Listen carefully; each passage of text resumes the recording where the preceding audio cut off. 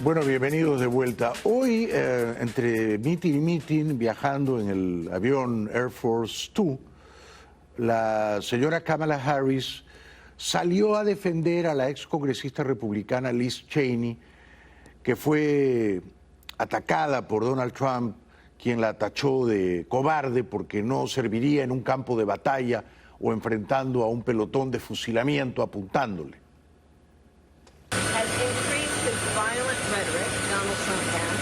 About political opponents, and in great detail, suggested rifles should be trained on former Representative Liz Cheney. This must be disqualifying. Anyone who wants to be President of the United States who uses that kind of violent rhetoric is clearly disqualified and unqualified to be president. Dijo la señora Kamala con toda razón que la señora Cheney merece un respeto porque ha puesto el interés del país por encima de su interés político partidario. Representative Cheney is a true patriot who has shown extraordinary courage in putting country above party. Trump is increasingly, however, someone who considers his political opponents the enemy, is permanently out for revenge, and is increasingly unstable and unhinged. His enemies list has grown longer, his rhetoric has grown more extreme, and he is even less focused than before on the needs and the concerns and the challenges facing the American people.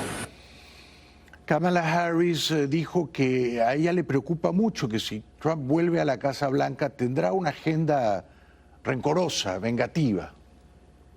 So I'll end with this. Voters are making their decisions. Many have voted, but there are still those who are making a decision about who they'll vote for. And what I offer is I ask folks to, among the many issues before you, just consider who's going to be sitting in the Oval Office on January 20th.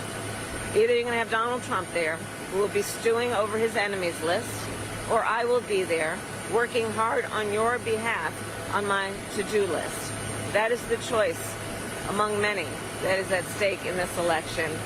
And I would be proud to earn the vote of the American people. Ayer en Georgia, un estado en el que va adelante en las encuestas, el señor Trump emitió o propaló un vídeo, un audio convenientemente editado que sugería que en sus mítines la señora Kamala solo habla de Trump. Everything Kamala says is a lie. She has no vision, no ideas, and she has absolutely no solutions. But take a look at this for a second, because this is just terrible. Take a look.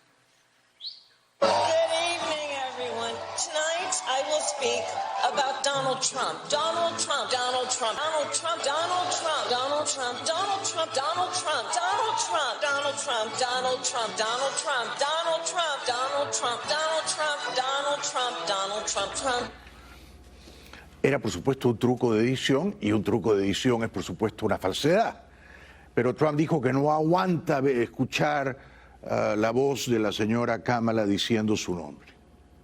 I can't stand it. I can't stand it, Marco. So, no, this was the other night. She made a speech. Every sentence was about me.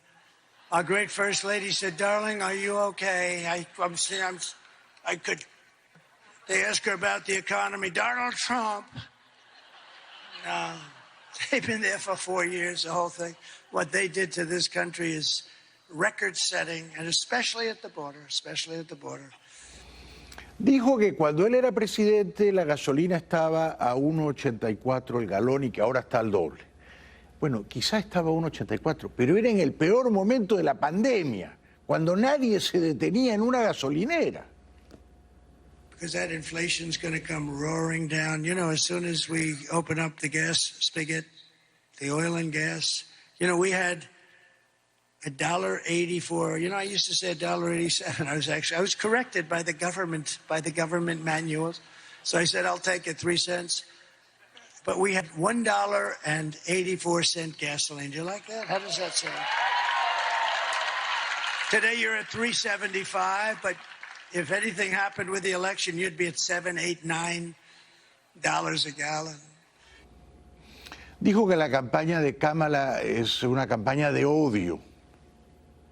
Kamala's campaign is running on nothing but hate and demonization, calling half of America garbage. You saw Joe. Do you think they were happy with Joe the other night?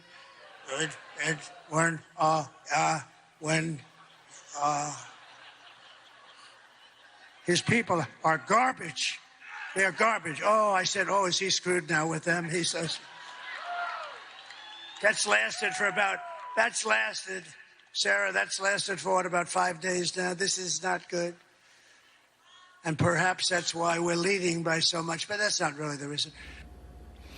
Eso de que los partidarios de Trump son basura, lo dijo Biden, ¿no? Y fue una metida de pata colosal.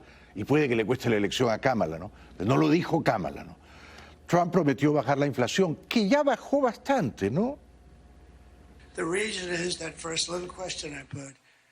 We built a great, great economy, and their economy is terrible because of inflation, in all fairness, largely because of inflation, but if inflation's a real bad word. Meanwhile, Kamala says she would not do one thing differently from Joe Biden, which in itself is disqualifying. Advirtió o amenazó que si él vuelve a la Casa Blanca, los inmigrantes que maten a un estadounidense o a un policía estadounidense tendrán que ir a la pena de muerte. And I am hereby calling for the death penalty for any migrant that kills an American citizen or a law enforcement officer.